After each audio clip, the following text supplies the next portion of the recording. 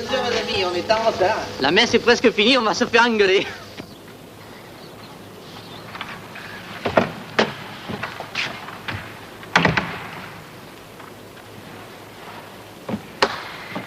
Mes chers frères, je vois que la venue des petits chanteurs de la maîtrise d'Avignon a fait son effet. Et que pour la première fois, depuis bien longtemps, tout le monde est venu entendre la messe. Ou plutôt entendre les voix de ces beaux petits chrétiens et la messe par-dessus le marché. Eh bien, ils vont chanter tout à l'heure, sous la direction de monsieur le curé d'Avignon, qui a bien voulu les accompagner. Parce que je veux d'abord vous placer un sermon. Sermon d'une importance capitale. C'est le récit d'une révélation. Oui, mes frères, le Seigneur Dieu a daigné s'occuper de notre paroisse. Car voilà ce qui m'est arrivé à moi, Martin, curé de Cucugnan. Ça s'est passé il y a juste 3 jours. C'était le vendredi soir.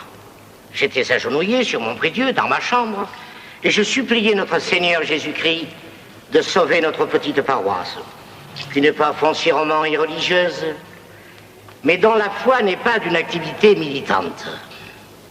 Et comme je me frappais la poitrine, en me disant que c'était sans doute de ma faute, et que la pendule du clocher sonnait la demi de 9 heures, je me suis senti tout drôle, comme si je m'évanouissais. Alors évidemment, je fis un effort, je me levai, et à la place du mur de ma chambre, je vois une grande porte d'or. Une porte à double battant, beaucoup plus haute que notre église. C'était la porte d'or du paradis. Oui, mes frères. Moi, Martin, le fils du bourrelier de Fontvieille, et aujourd'hui curé de Cucugnan. Moi, misérable pécheur, j'ai été transporté au ciel pendant quelques heures. Et j'ai le devoir de vous dire ici, impartialement, ce que j'ai vu de mes yeux vus. D'abord, à travers cette porte, j'entendais une musique suave, des violons, des harpes, des flûtes et des chœurs. Ah, les chœurs. Ça, alors les chœurs, ils chantaient mieux que nous, hein. Et je dirais même, ils chantaient mieux que nos petits invités d'aujourd'hui. Tous mariés dans l'air, là, au-dessus de moi, comme un arc-en-ciel de musique. Ça me faisait un effet extraordinaire. J'étais heureux comme un petit enfant. Puis tout à coup, j'ai eu mauvaise conscience. Je me suis dit, Martin, tu es en train d'écouter en cachette la musique du paradis. Est-ce que tu es sûr que tu y as droit? Mais c'était tellement joli que je me dis, tant pis, j'écoute quand même. Tout à coup, la grande porte à 2 battants s'ouvre, et qui je vois apparaître? Le bon Saint-Pierre. Ah, il était beau, hein. Il avait la barbe blanche, l'auréole, la clé de diamant, et ça brillait. Ça brillait tellement que je ne pouvais même pas le regarder en face. Tel qu'il me fait, mais c'est monsieur Martin, mais quel bon vent vous amène ici tout entier? J'ai dit, grand Saint-Pierre, comment je suis ici, ça je n'en sais rien. Mais c'est sûrement pas contre la volonté de Dieu, puisque j'y suis. Et de vous voir si bon, là, et si brave, il me vient à l'idée de vous demander un petit renseignement. Mais il me dit, cher monsieur Martin, qu'est-ce qu'il y a pour votre service? Mais je dis, voilà, je voudrais savoir, si je ne suis pas trop curieux, combien vous avez de Cucugnanais en paradis? Ah, ça, il me dit, Martin, je ne peux pas vous le refuser, parce que je comprends que ça vous intéresse.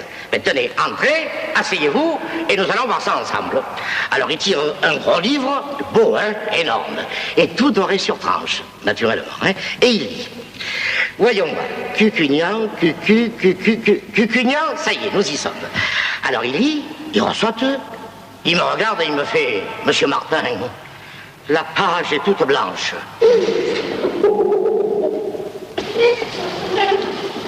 J'en entends un que ça fait rire. Le malheureux. Parce que moi, mes enfants, je n'ai pas ri, moi. Bon, mais pas du tout. Mon gosier se serre tout d'un coup, je reste 1 minute sans parler. Et le bon Saint-Pierre à côté me disait, mais remettez-vous. Enfin, je tousse un bon coup, la voix me revient, et je lui dis, mais qu'est-ce que ça veut dire, ça? Ben, il me dit, ça veut dire, et qu'il n'y a pas une âme ici, et pas plus de Cucugnanais que d'arêtes dans une dinde. Je lui dis, comment? Pas de Cucugnanais en paradis? Oh, grand Saint-Pierre, il doit y avoir une autre page. Mais il me dit, mais non, saint homme, regardez vous-même. Regardez, personne ici depuis 30 ans. Parce que ce livre est commencé depuis 30 ans. Alors moi je regarde, je deviens tout pâle, je deviens tout rouge, Et je lui dis, mais grand Saint-Pierre, alors, dites-moi que c'est une plaisanterie et que, mais il me dit, mais non, c'est la vérité pure. Ici, on ne plaisante pas avec ces choses-là. Et puis arrêtez de vous chavirer le cœur, là, vous allez me piquer un mauvais coup de sang. Il me dit, qu'est-ce que vous voulez? Nous n'y pouvons rien.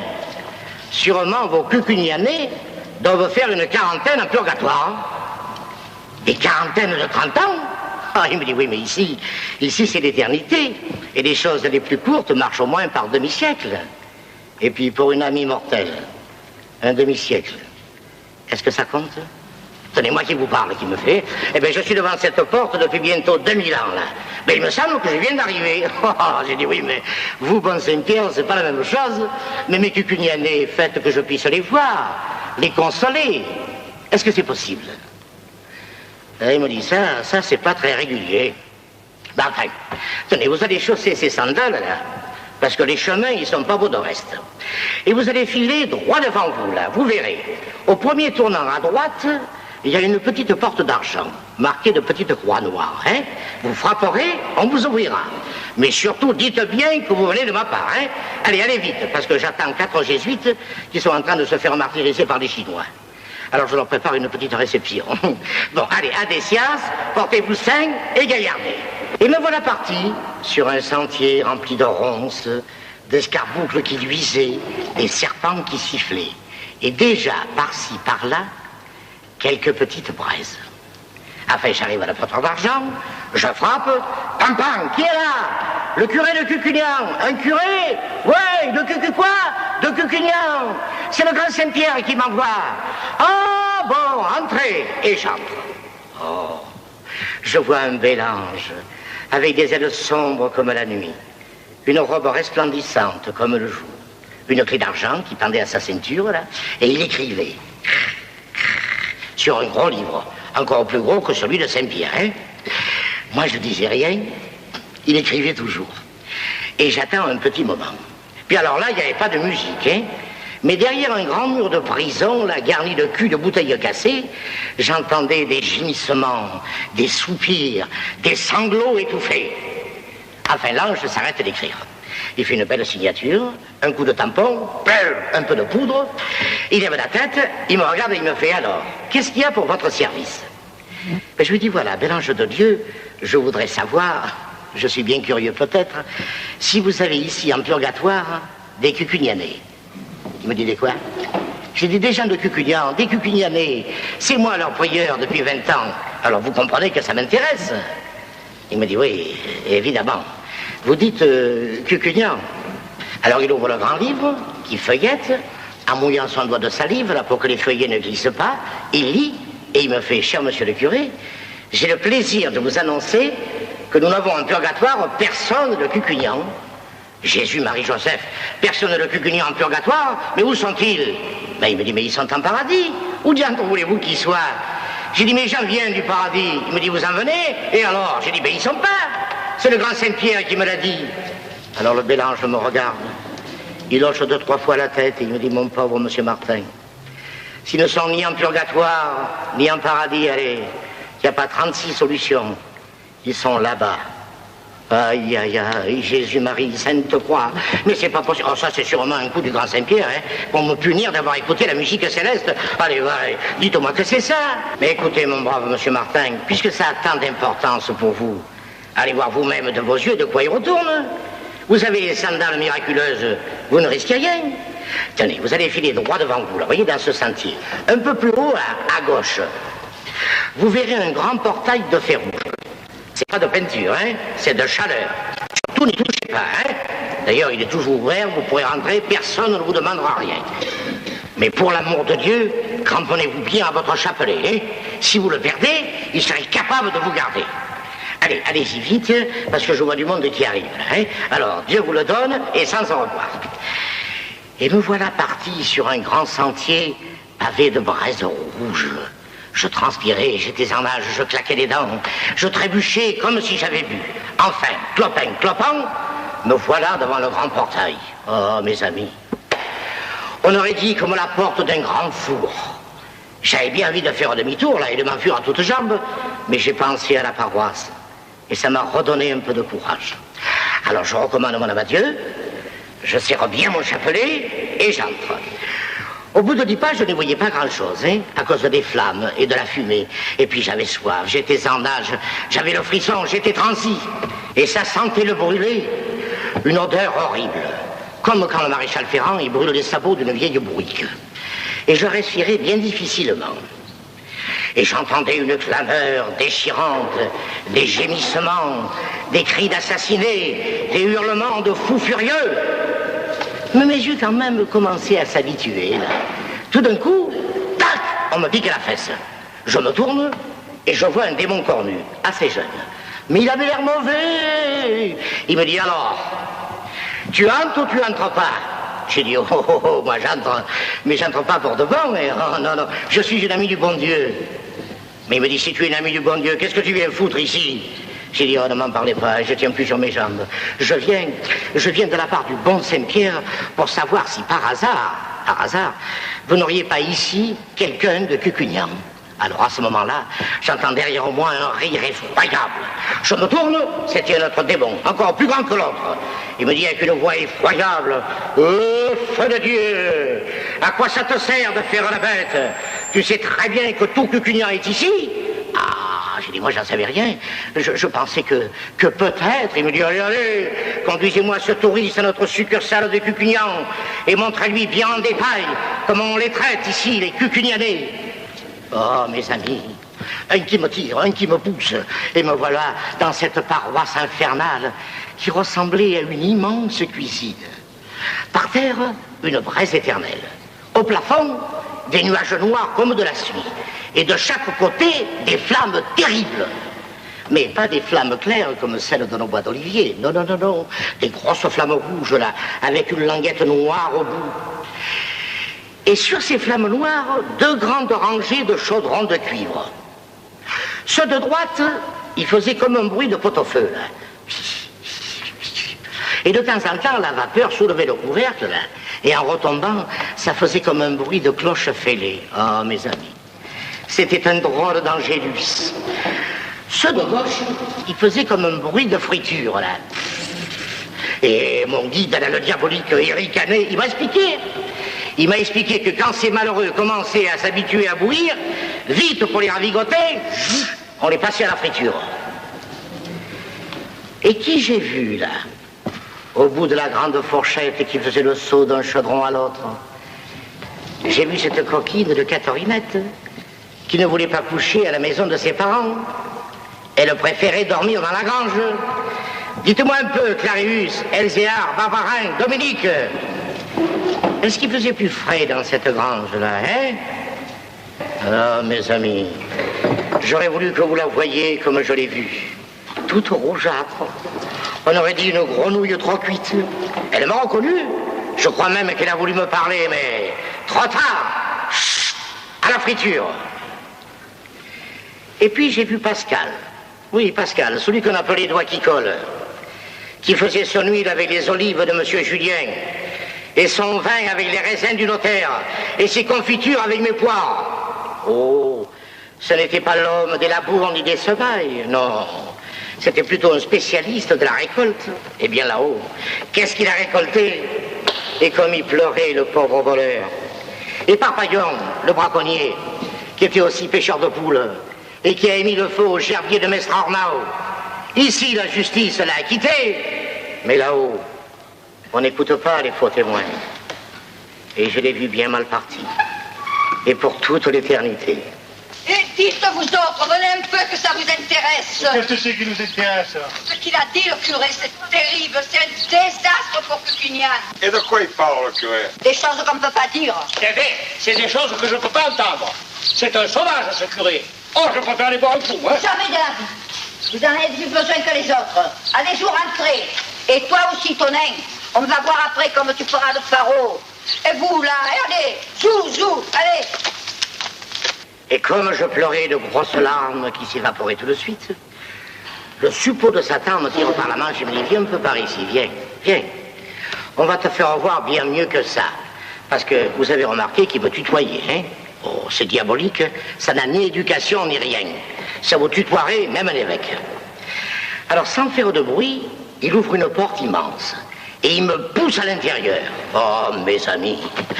Alors là, qu'est-ce que je vois? D'abord, je ne vois rien. Qu'une grande muraille de feu qui m'éblouit tout d'un coup. Mais mes yeux s'habituaient, là, et je voyais de grands traits noirs horizontaux qui avaient l'air de bouger. Et j'entendais un tic-tac terrible, 100 fois plus fort que celui de la pendule du clocher. Enfin, je fais 3 pas. Ces grands traits noirs, c'étaient des broches de fer qui traversaient des douzaines de chrétiens. Ils avaient les mains attachées derrière le dos, là, et les pieds accrochés à la barre. Et ils tournaient, là, lentement devant le brasier, comme les grives du mois d'octobre. Il y avait au moins 10 étages. Et à chaque étage, des diablotins, avec une cuillère de fer, arrosaient ces malheureux avec le jus brûlant de leur péché. C'était la rôtissoire de l'enfer. Mon Dieu. Et là, j'ai vu le grand Cogaline, que vous avez tous connu, qui était toujours sous à 7 heures du matin et qui battait sa femme tous les jours entre 11h et midi. Et Babé, la glaneuse, qui préférait glaner dans les gerviers, mais qui n'a jamais permis que je baptise un seul de sa douzaine de bastardons. Mais celui qui m'a fait le plus de peine, c'est ce malheureux Tortillard, qui est mort le mois dernier. Celui-là, là, quand je portais dans la rue le bon Dieu à un mourant, il passait son chemin, le béret sur la tête, le nez en l'air, la pipe au bec. Pas plus intéressé que s'il avait rencontré un chien. Pourtant, quand il est tombé du mât de cocagne à la foire de Pampérigouste, je me suis quand même précipité pour lui donner les derniers sacrements. Ah, voilà. Il a profité de son agonie pour me dire des saletés et des blasphèmes. Il est mort en ricanant. Eh bien là-haut, il ricanait plus, hein. Et je crois même qu'il m'a reconnu à travers ses paupières roussies, là. Et comme en tournant sur la broche, sa figure passait devant moi, là. Il m'a dit avec une voix de mirliton, « Confessez-moi, confessez-moi !» Zou! Un diablotin lui a mis une cuillerée de graisse bouillante dans la bouche, et ça lui a coupé le sifflet. Moi, j'en menais pas large. Et devant tous ces malheureux, je me disais, « Mon Dieu, si j'avais apporté un peu d'eau bénite, j'aurais pu leur apporter un peu de fraîcheur. » Mais le diabolique, là, mon guide, il avait entendu ma pensée, et me dit, « Couillon, si tu veux apporter de l'eau bénite, on t'aurait pas laissé entrer ?» Et il m'a obligé de faire la visite tout entière. Il m'a accompagné jusqu'au portail. Et en partant, il me dit, « Martin, il faut quand même que je te remercie et que je te félicite. » Moi? Mais pourquoi? Il me dit, « Comment? Ce n'était pas toi qui étais leur curé? C'est pas toi qui étais responsable de leur salut éternel? » Alors là, mes amis, je n'ai plus su quoi dire. Vous vous rendez compte? Un curé qui reçoit les félicitations du diable. Qu'est-ce que vous en pensez? Ah, moi, dans le fond, je me révoltais, hein. Et comme ce rôtisseur diabolique me tendait sa griffe pour me serrer la main, moi, sans hésiter, toc, j'ai mis la croix de mon chapelet. Il a poussé un cri effroyable. J'ai entendu comme une explosion, là. Blum! Et je me suis réveillé, tremblant de peur et de honte, sur mon prie-Dieu. Voilà. Voilà, mes frères, ce qui m'est arrivé. Et voilà ce qui vous arrivera si vous continuez comme ça. Mon Dieu, je sais bien que la nature humaine est naturellement portée vers le mal. Et que tous les soirs, le diable va poser ses collets à la porte des granges, à la sortie des cafés et sous la fenêtre des filles. Je sais que vous n'êtes pas non plus une race spécialement criminelle et qu'il y a dans le monde bien des paroisses qui vivent beaucoup plus mal que nous. Mais ce qui fait de Cucugnan un village de damnés, c'est que vous ne venez pas à la confession. Tous les soirs à 6 heures, je suis là dans cette guérite sacrée, là, comme un soldat en sentinelle ou comme un chasseur à l'agachon. Et j'attends. J'attends. Quelquefois, il y a une bonne vieille, des petits du catéchisme, et puis plus rien. Mais je reste quand même.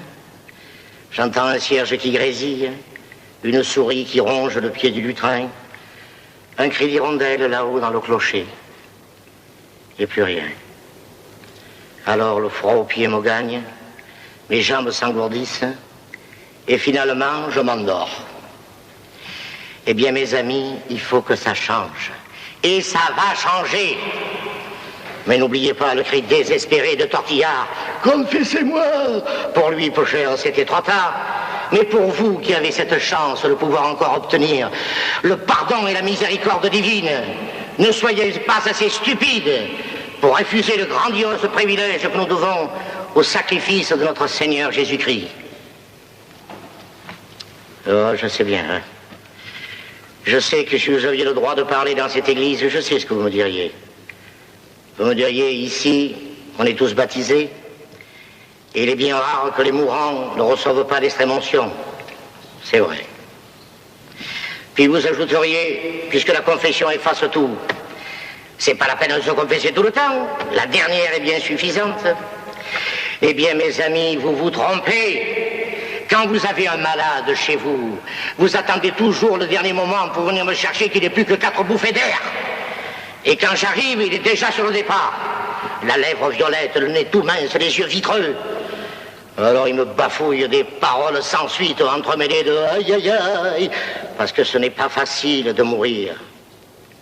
Et au lieu de me dire ce qu'il faudrait, il me gargouille un dernier soupir, là, et moi je me dépêche de vite donner mon absolution, pendant que sa pauvre âme s'en va, et moi qui cours après, là. Comme quand on accompagne quelqu'un à la gare et qu'il est obligé de vous dire quelque chose. Qui peut savoir si c'est agonisant, si repenti? Et même si c'est repenti vraiment, qu'est-ce que le vaut, mon absolution? Pas grand-chose. Peut-être même rien du tout. Et êtes-vous sûr, quand vous viendrez me chercher à la première alerte sérieuse, que vous ne serez pas déjà à moitié gaga? J'en ai confessé beaucoup comme ça de ces pauvres absents. Ils s'accusent de n'importe quoi. D'avoir mis le feu à l'église. Ou d'avoir dit du mal du percepteur. Ce qui est peut-être une erreur, mais c'est sûrement pas un péché. Un jour, j'en ai confessé un comme ça. Il se croyait d'avoir 8 ans. Il me prenait pour sa tante Adèle. Oh, mes amis, n'attendez pas d'en être là, car le seul repentir valable et sincère est celui des gens en bonne santé. Et puis, n'oubliez pas la perfidie de la mort. Tous les soirs, au soleil couchant, on voit Baptistin le boiteux qui remonte son champ du Ruissatel. Il suit les lacets de la route, là, avec sa grosse faux sur l'épaule. On le voit de loin, mais on est certain qu'il n'arrivera pas avant l'Angélus. Mais la mort, elle, ça vient pas comme ça. Quelquefois, elle te suit depuis une semaine et tu t'en es même pas aperçu. Tu croyais que c'était ton ombre. Et puis tout à coup, hop, elle te passe devant. Et avec son doigt pointu, là, tac, elle te pique ton cœur qui éclate. Et tu tombes sans dire un mot. Une autre fois, elle te donne une tape sur la tête et elle te bouche une veine du cerveau. Ou alors c'est un mégot qui est tombé dans la litière du cheval. Et quand les voisins arriveront avec les seaux de toile et la pompe du village, toi tu n'es plus qu'un gros bout de charbon, là, tout tordu comme un tronc d'olivier. Ou alors c'est en plein jour, par un beau matin du mois d'avril, elle apparaît au pied d'un cerisier, là. Elle fait un croc en jambe à l'échelle, et tout s'effondre. Et voilà un pauvre chrétien par terre, tout disloqué, comme un épouvantail de figuière. Et son âme s'envole au ciel, désespérée. Voilà, mes frères, ce qui vous menace, et qui vous menace à bref délai. Quoique notre village ne soit pas bien grand, nous avons quand même nos 6 morts par an. Ça fait 1 mort tous les 2 mois. Le dernier, là, c'était ce pauvre tortillard. Et ça va faire déjà 6 semaines. Il reste plus que 14 jours pour y loger le mort suivant. Et où il est, celui-là, Où il est, celui ou celle qui entrera ici dans l'église sur les épaules des voisins? Les planches sont chez le menuisier.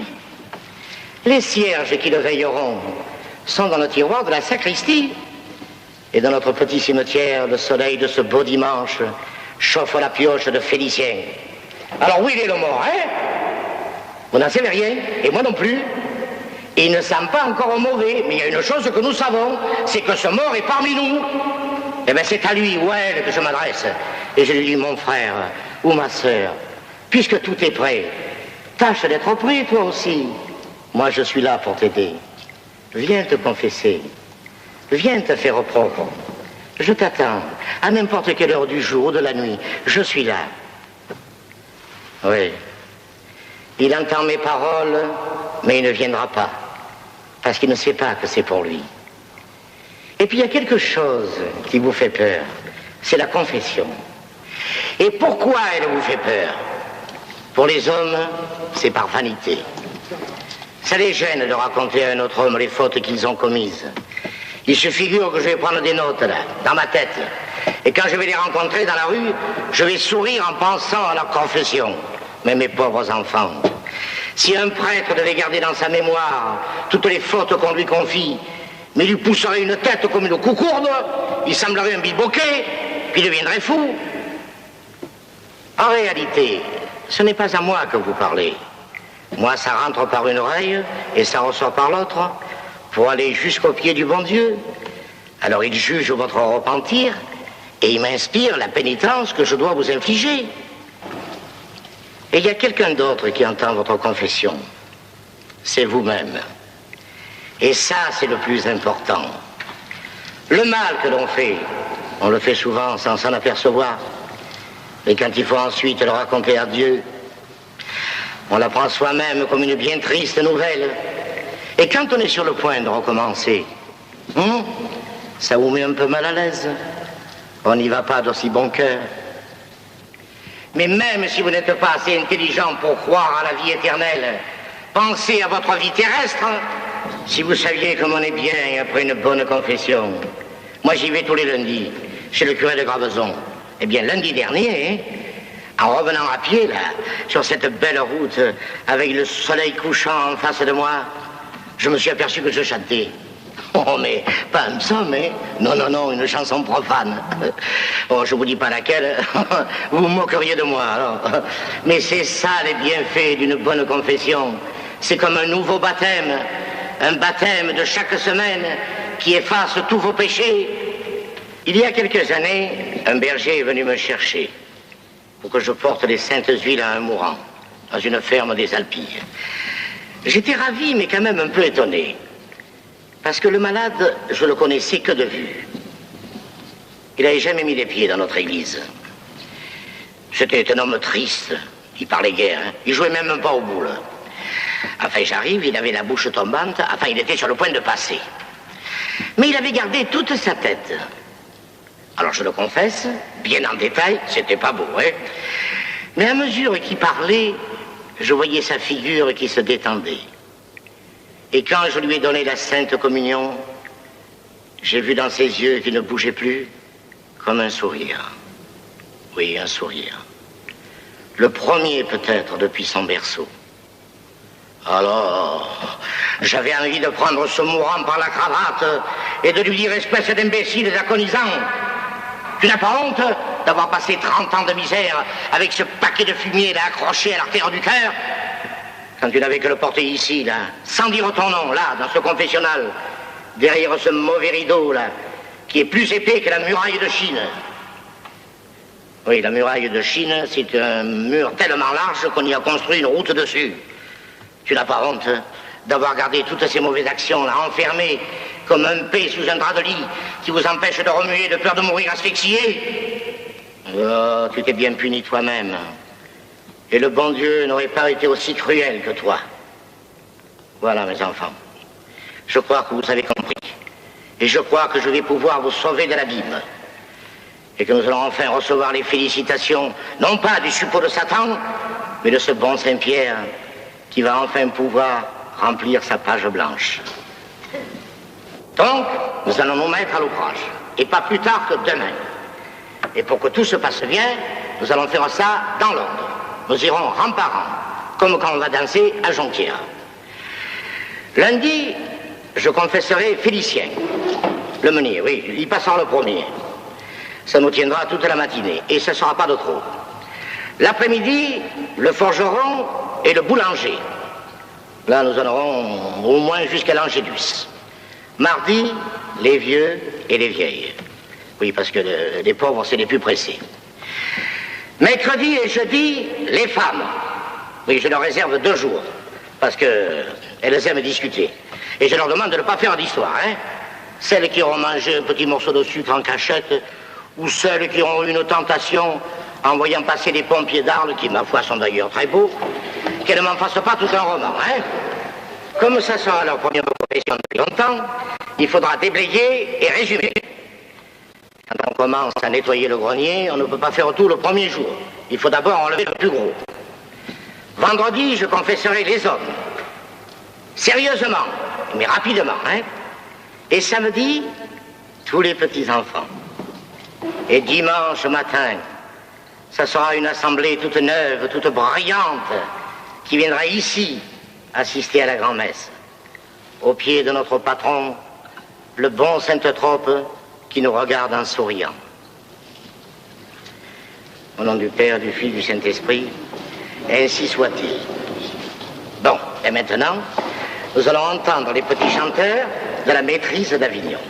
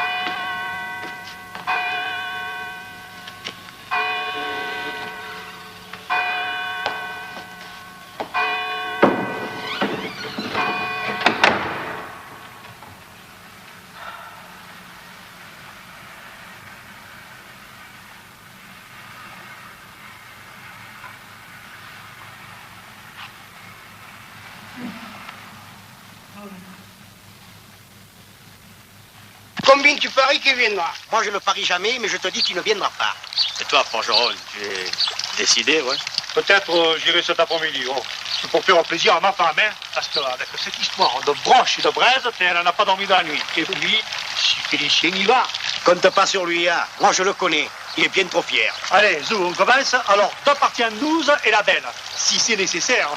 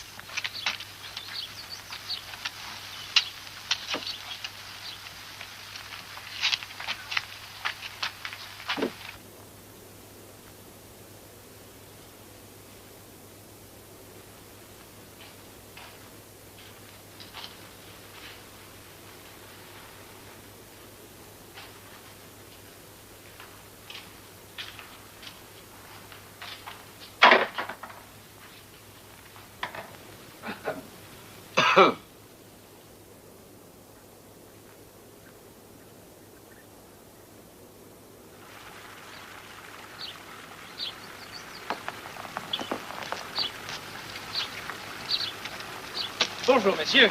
Bonjour, monsieur. Bonjour. Et alors? Eh ben alors, on joue au boule. Le serment n'a pas fait d'effet. Au contraire, hein, beaucoup d'effets. Seulement, le meunier n'est pas venu se confesser. Pourtant, le curé est à l'église, je viens du presbytère. Sa bonne m'a dit, il confesse. Oui, il confesse, ou peut-être il attaque. Peu cher. Parfait. Parfait. Non, mais c'est pas la peine que tu me dises avec qui. Une ou plusieurs fois? Eh ben... Mais où ça s'est passé exactement? Ah. Oh. Mais dis, tu envoies pas le bouchon un peu loin, là? Eh... Tu es un redoutable gaillard. Quoi? Oh. Pas de détails. Continue. Le meunier, il n'est pas au moulin. Il est parti ce matin de très bonne heure, tout habillé des dimanches. Et même, il est rasé. Oh, qu'est-ce que ça veut dire? On devrait aller faire un tour à l'église et voir si quelqu'un au confessionnal.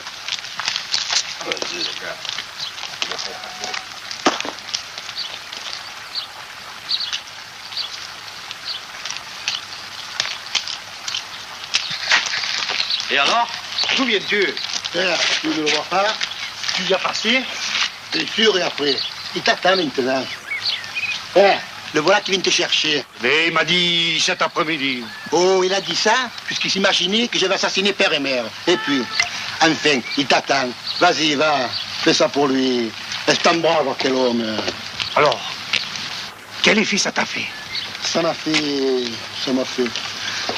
fait réfléchir. Ça vous a fait réfléchir à quoi? Écoutez, monsieur, je me suis confessé une fois. Je vais pas recommencer pour vous, non? Allez, forgeron, vas-y. J'y vais, je finis la partie. Non, la partie, moi je la finis pour toi. Allez, donne-moi tes boules. Allez, on l'a fini. Allez, hein.